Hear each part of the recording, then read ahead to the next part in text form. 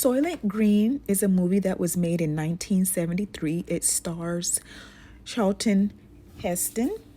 It opens with the scenes from the past to present. The present covering pollution and the different conditions of the people. The first caption is the year 2022 in New York City with a population of 40 million people. An announcement is made at the streets that things were prohibited. Okay, non-prohibited residents meeting that they had a curfew, and that made me think of the pandemic. During the pandemic, if you remember, some people or non-essential people had curfews. So in this movie, during the opening scene, the people had a curfew. If they did not have a permit, they could not meet.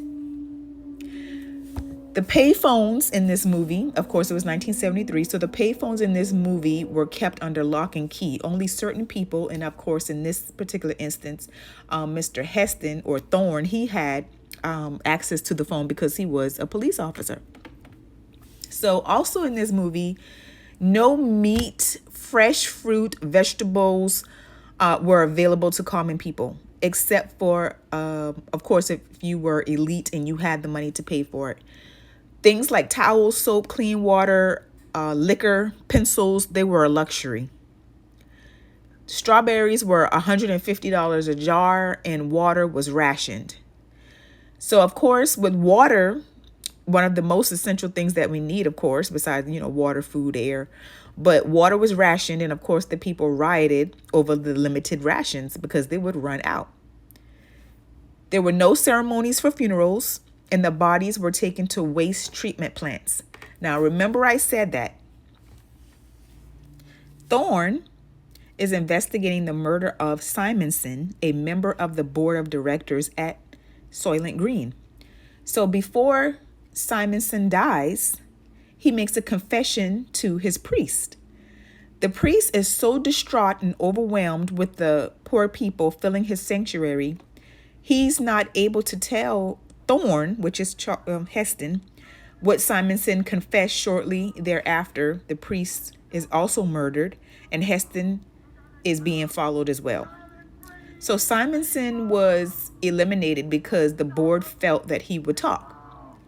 So the elder that is helping Hairston, or Thorne in the movie, helping Thorne, he's tired of living the way that he's living in the world, the way that it is, and he's finding out the real agenda behind Soylent Green. So he chooses to end his life in a facility that caters strictly to those who want to do that. You go in, you sign your consent, you give them your favorite color, the type of music you like. You derobe, you drink a potion that is going to slowly, end your life. And you lie on a bed in front of a theater, and they play all of the things that they say you like. They introduce your favorite color, scenes you like, flowers, beautiful scenery. The world passed through different nature scenes like ocean, streams, animals, the sky, flowers, and within 20 minutes, you're gone. So by the time Thorne enters the facility, he had to break in because he wasn't allowed. And of course, it's only for the people who are choosing to end their life. He's the elder is taking his last breath. So he's telling Thorne that he must prove what Soylent Green is doing. The information was so overwhelming for Thorne's elder that he chose to just go ahead and end his life because he didn't want to continue to live that way. So remember that I told you that there weren't any funerals or ceremonies as far as end of life was concerned. Well, the bodies of the people that died in the facility that the elder went to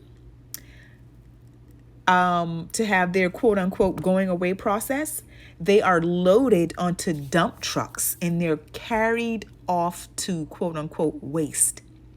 Now, as the bodies are being taken off to waste, Thorn breaks into the facility and he is able to follow where the bodies are going. Okay. So while he's searching the facility to see the procedure and the disposal of the bodies, he discovers that the bodies are dumped into a solution and they take it through a process on a conveyor belt full of Soylent Green chips. So the movie shows Thorn being shot several times towards the end, and the bodyguard of Mr. Simonson also apparently works for Soylent Green as well. So Thorn, being the sergeant, he must tell everyone what Soylent Green is doing, and everybody's looking at him like he's just crazy. And the earth is dying. The earth is dying, the plankton was dying, and Soylent Green was actually people. So the people that would die, they were being fed to the people that were alive because there wasn't anything else to feed them. It also ends with the same flowers and tulips that his elders saw in his end of life, movie that they were playing to him as he was dying, leading us to think that Thorn himself died at the end of the movie. Now, this movie had a lot of relevant things that are happening now. Like I said, some of the things that were happening during the pandemic were happening in this movie. This movie was made in 1973, and coincidentally, it was actually plotted in 2022. Go figure. And there is a movie producer that says they tell you in the movies, and it is so true. They tell you in the movies, if we just watch close enough, pay attention, we can see what's coming. We'll know what's coming. And it's really sad. It's sad and it's scary because to think that a few people or certain people have control of the rest of the population is really something. And so in this movie, they were basically telling you, look, we're going to have a shortage. And if you start up with the shortage of water, everything else pretty much is going to go downhill. You're not going to have the crops. You're not going to have the animals.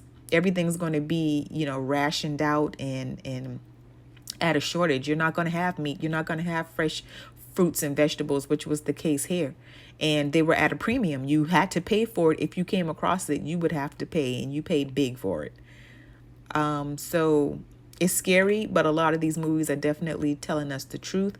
And that was just my little synopsis of this movie. I do think it's, worth watching, even though it's as old as it is. A lot of these movies, from back then are really insightful, to be honest with you.